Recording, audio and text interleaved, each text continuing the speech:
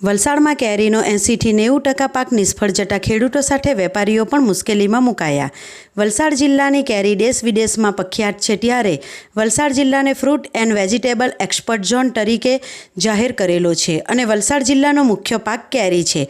પરંતુ આ વર્ષે ભારે ગરમી અને વાતાવરણમાં પલટાને કારણે કેરીનો પાક 80થી 90% નિષ્ફળ ગયો હોવાનું ખેડૂત આગેવાનોએ જણાવ્યું હતું। ત્યારે કેરીના વેપારીઓએ પણ આ વર્ષે કેરીનો પાક નિષ્ફળ જતાં ભારે મુશ્કેલીનો સામનો કરવો પડી રહ્યો હોવાનું જણાવ્યું હતું। મીડિયા સાથે વાતચીતમાં કેરી વેપારી અરુણ ત્રિપાઠીએ જણાવ્યું હતું કે આ વર્ષે કેરી વેપારીઓએ ભારે મુશ્કેલીનો સામનો કરવો પડી રહ્યો છે। આ વર્ષે મુંબઈ, દિલ્હી સહિત મોટા શહેરોમાં કેરીના ભાવ સરખા હોય વેપારીઓને કોઈ જાતનો ખાસ નફો મળી રહ્યો નથી। તેમજ વલસાડ સહિત દક્ષિણ ગુજરાતમાં કેરીનો પાક નિષ્ફળ ગયો હોય માર્કેટમાં કેરી પણ મોડી અને ઓછી પહોંચી રહી છે। કેરીના અન્ય વેપારી આશુતોષ મિશ્રાએ પણ જણાવ્યું હતું કે આ વર્ષે માર્કેટમાં કેરીનો પાક 30% છે અને એમાંય બદલાતા વાતાવરણના લીધે લોકોએ કુમરી કેરી તોડી લીધી હોય, જેને લઈને કેરીના ભાવ તૂટી રહ્યા છે। બીજી તરફ વલસાડ જિલ્લા ખેડૂત સમાજના પ્રમુખ ભગુભાઈએ જણાવ્યું હતું કે આ વર્ષે ભારે ગરમીને લઈ કેરીના પાકને ભારે નુકસાની પહોંચી હતી। તેમજ ખેડૂત સમાજના આગેવાનો સાથે મળી મુખ્યમંત્રીને ખેડૂતને સરકારી મદદ આપવા માટે રજૂઆત કરવામાં આવી હતી। વેપારીઓ ઘણી નુકસાની છે। વેપારીમાં એવું છે કે જે જયપુર અને દિલ્હી અને અન્ય રાજ્યોમાં ધારો કે જે લોડિંગ કરવાવાળા છે એ લોકો અહીંયા જ ખેડૂતોને બજાર આપી દે છે અને બજાર ભરીને એ લોકો પછી વેચાણ પણ નાખે છે। એ વેચાણ ઉપર અત્યારે વલસાડમાં જે બજાર છે તેના કરતાં ઓછી કિંમતમાં જયપુર અને દિલ્હીમાં બજાર છે। અત્યારે મહારાષ્ટ્રની અંદર બી આ જ કન્ડિશન છે। મહારાષ્ટ્રની જે કેસર નીકળતી છે એ કેસર અત્યારે ત્યાં એક્સપોર્ટ ક્વોલિટીની 75 થી 80 રૂપિયા છે।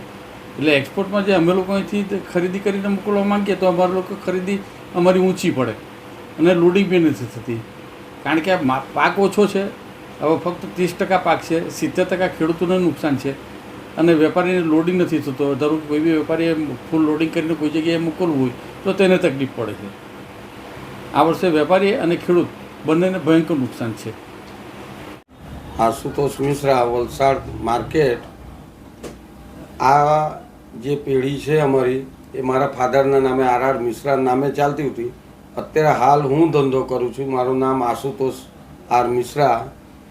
જે આ વર્ષે કેરીનો પાક જે છે ને 100%ની જગ્યા 30% જ છે ને વાતાવરણને લીધે કેરીનો પાક જે ઉતો અત્યાર સુધી જે માલો બહાર કાઢવામાં આવ્યો એ બધા કુમરી કેરી કાઢી ખેડૂતોએ કુમરો કેરી બી તોડી દીધું ને એ કેરીના લીધે અમુક દિલ્હી છે, જયપુર છે ને બધી જગ્યા ભાવો બહુ તૂટ્યા ને ઓછા પ્રમાણમાં કેરી હોવાને કારણે લોકોને કેરીની તો જરૂરિયાત હોય જ છે, ફેક્ટરીવાળાને બી જરૂર છે, પણ માલ 30% છે એટલે ભાવ મળશે।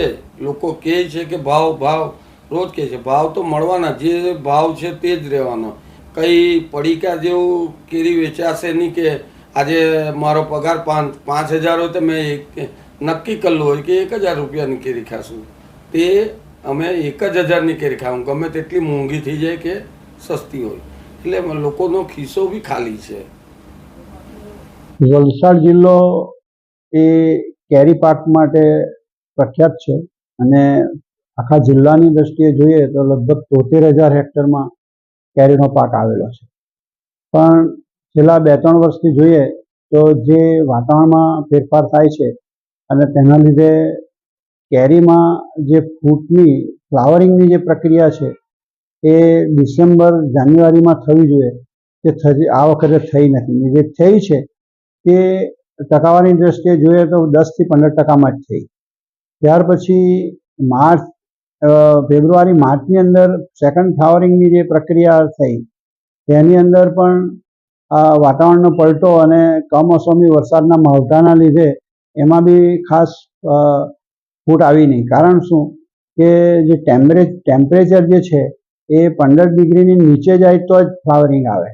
હવે એ 15 ડિગ્રીથી નીચે જતું નથી અને ફ્લાવરિંગ થયું નહીં, એટલે કેરી પકવતા ખેડૂતો માટે પુષ્કળ ખરાબ સમય આખા વર્ષોમાં કહીએ તો ખોટું નથી। કારણ કે હું મારી પોતાની વાત કરું તો મારી પાસે લગભગ 200 ઝાડ છે, તેમાં મેં દર વર્ષે 200-250 મણ કેરી પડતી હતી। તેના બદલે આ વખતે 2 કેરેટ પણ કેરી નથી. અને એ મુખ્ય કારણ આ જે વાતાવરણમાં પલટો છે અને ધીરે ધીરે જે ટેમ્પરેચર, દાખલા તરીકે અત્યારે 40-42 ડિગ્રી ટેમ્પરેચર જાય છે, એ કેરીના પાક માટે કે બીજા પાક માટે પણ માફક નથી. સામાન્ય રીતે દક્ષિણ ગુજરાતના વલસાડ જિલ્લાના ખેડૂતો કેરી પાક, ચીકુ પાક અને બાગાયતી પાકો, કેળા, ત્યાર પછી શાકભાજીમાં વેંગણ, ટામેટી બધા જ પ્રકારના શાકભાજીઓ કરતા હોય છે. એના માટે આ ટેમ્પરેચર બિલકુલ વાતાવરણથી વિપરીત છે અને ખેડૂતોને ભારે નુકસાન છે. એટલે આ સંજોગોમાં અમે તો વચ્ચે સીએમને મેં પત્ર લખ્યો અને કલેક્ટરને પણ રિક્વેસ્ટ કરી કે કોઈ પણ સંજોગોની અંદર આ ખેડૂતોને રાહત મળવી જોઈએ. અને એ દ્રષ્ટિએ જોતાં જોકે બાગાયતી ડિપાર્ટમેન્ટે એનું સર્વે પણ કર્યું છે અને પ્રપોઝલ ગાંધીનગર, થોડી કપરાડા અને ધરમપુરને જે નુકસાન થયું વાવાઝોડાથી, એ નુકસાનના પ્રપોઝલ એણે સરકારની પરમિશન માટે ગાંધીનગર પણ મોકલી આપી છે, એવા સમાચારો છે. એ સારી વાત કહેવાય. પણ મેં એક કલેક્ટરને અરજી લખેલી અને કલેક્ટરે બાગાયત નિયામકને લખેલું છે કે ભાઈ આ વખતે કમોસમી વરસાદ અને આ જે પરિસ્થિતિ છે તેના અનુસંધાનમાં આખા જિલ્લાનું કેરી પાકનું સર્વે કરીને સરકારે ખેડૂતોને રાહત આપવી જોઈએ. અને પહેલો મુદ્દો મારો એ હતો કે કેરી પાકને ઇન્સ્યોરન્સ પોલિસી હેઠળ લાવવો, કે ખેડૂતો એનું પ્રીમિયમ ભરે અને કેરી પાક જો ફેલ જાય તો એનું વળતર ખેડૂતોને મળવું જોઈએ. આવી ઘણી બધી બાબતો મેં રજૂઆત કરેલી, પણ હાલમાં ચૂંટણીનું વાતાવરણ હોય અને ધારાસભ્યો, સંસદ સભ્યો પણ ચૂંટણીના કામે રોકાયેલા હોય, સરકારી અધિકારીઓ પણ ચૂંટણીના કામે રોકાયેલા હોય. મારા એ કાગળ પ્રત્યે ખાસ ધ્યાન આપવામાં નહીં આવ્યું. પણ કલેક્ટર સાહેબ, વલસાડના કલેક્ટર સાહેબે એને વાચા આપીને એણે બાગાયત નિયામકને એટલું જરૂર લખ્યું છે કે ભાઈ આ પરિસ્થિતિનો ક્યાસ કાઢીને ખેડૂતોને મદદરૂપ થવું જોઈએ અને એ દિશામાં તમારે કામ કરવું જોઈએ. એમણે એ રજૂઆત કરી છે. એટલે આજે વર્ષોથી દક્ષિણ ગુજરાતને એપેડાએ fruit and vegetable export zone તરીકે ડિક્લેર કરેલો છે, ગ્રીન બેલ્ટ તરીકે ડિક્લેર કરેલો છે. પણ અત્યારે જે વાતાવરણ છે અને કુદરતી જે અચાનક જે વાતાવરણમાં ફેરફારો થાય છે, એ દ્રષ્ટિએ ખેડૂતો મુશ્કેલીમાં છે. અને જે ફક્ત ને ફક્ત ખેતી પર નભે છે એને એના આપઘાત કરવાના દિવસો બહુ દૂર નથી એમ કહું તો ખોટું નથી. કારણ કે આ વખતે જોઈએ તો લોકો એમ કહે કે 70% કેરી નથી, 80% નથી, પણ હું એમ કહું કે 90થી 95% લોકોને કેરી નથી.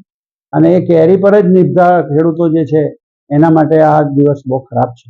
એટલે સરકારે આ દિશામાં વિચારવું જોઈએ. ધારાસભ્યો, સંસદ સભ્યોએ પણ આની રજૂઆત ઊંચલા લેવલે કરવી જોઈએ અને ભવિષ્યમાં આ દક્ષિણ ગુજરાતના ખેડૂતો આવી કુદરતી આપત્તિ સામે લડી શકે એના માટે કંઈક ને કંઈક પગલાં લેવા જોઈએ.